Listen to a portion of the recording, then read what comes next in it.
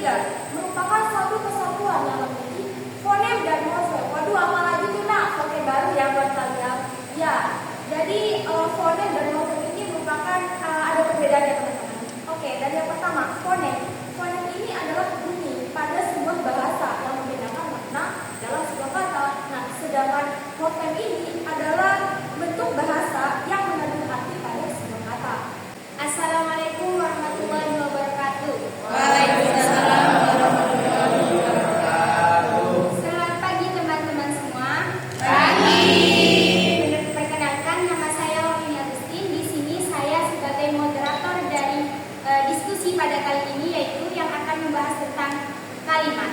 Nah, apakah kalian tahu apa itu kalimat? Tidak. Maka dari itu penjelasan tentang kalimat akan disampaikan oleh partner saya, yaitu di samping saya. Silakan perkenalkan diri. Oke, baik teman-teman.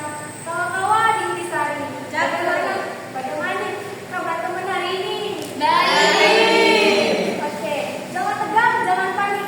Cukup yang selingkuh dia aja, kita mah cari orang lain. Maka dari itu perkenalkan, nama saya Nurasana yang akan konsentrasi hari ini. Mohon disimak ya. Teman-teman, di sini saya akan sedikit menjelaskan materi tentang kalimat, atau lebih tepatnya itu adalah diskusi ya. Nah, berbicara tentang kalimat, teman-teman, kalimat ini tidak hanya digunakan secara spontan dalam kehidupan sehari-hari, namun juga dipelajari dalam materi bahasa Indonesia, bahasa Inggris, ataupun materi-materi lainnya yang berhubungan dengan kalimat.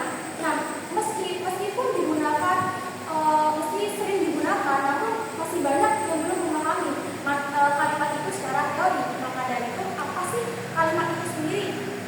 Nah, oke. First, kalimat itu adalah satuan bahasa berupa kata atau rangkaian kata yang dapat berdiri sendiri dan menyatakan makna atau maksud yang lengkap. Waduh, apa sih artinya itu? Bingung. Oke, teman-teman. Kalimat ini adalah satuan bahasa terkecil yang mengungkapkan pikiran utuh. Bukan mengungkapkan perasaan kamu gembira gak suka ya? Enggak. Oke. Jadi satuan bahasa terkecil yang mengungkapkan pikiran yang utuh, entah itu secara lisan ataupun tulisan, gitu teman-teman. Nah, selain dari pengertian, di sini juga ada ciri-ciri dari kalimat. Waduh, apa aja itu? Oke, pertama, otomatis sudah pasti kalimat itu diawali dengan huruf kapital dan diakhiri dengan tanda baca, entah itu tanda baca titik, tanda tanya ataupun tanda seru. Yang kedua, kalimat ini setidaknya terdiri dari subjek dan predikat. Yang ketiga, merupakan suatu kesatuan yang memiliki fonem dan morfem. Waduh, apalagi tuh nak, oke baru ya buat kalian. Ya, jadi fonem dan morfem ini merupakan ada perbedaannya teman-teman. Oke, dari yang pertama, fonem. Fonem ini adalah bunyi pada sebuah bahasa yang membedakan makna dalam sebuah kata. Nah, sedangkan morfem ini adalah bentuk bahasa yang mengandung arti pada sebuah kata. Dan yang terakhir, dalam satu paragraf itu terdiri dari dua kalimat atau lebih. Nah, kalimat-kalimat tersebut dapat disusun dalam satu makna yang saling berkaitan atau berhubungan. Bukan berhubungan lagi sama dia yang udah ngeghosting kita, udah ya, jangan ya. Oke. Nah, selain dari ciri-ciri dari kalimat, di sini juga ada jenis-jenis kalimat. Itu ada 5 ya teman-teman. Oke, yang pertama itu ada kalimat tunggal. Yang kedua ada kalimat majmuk, ada kalimat berdasarkan pengucapannya, ada kalimat berdasarkan isinya, serta yang terakhir itu ada kalimat aktif. Oke, kita bahas satu persatu ya teman-teman. Yang pertama, kalimat tunggal. Kita sebut saja kalimat jomblo kali ya, karena sendiri kayak kalian. Bercanda ya. Oke. Nah, kalimat tunggal ini adalah suatu kalimat yang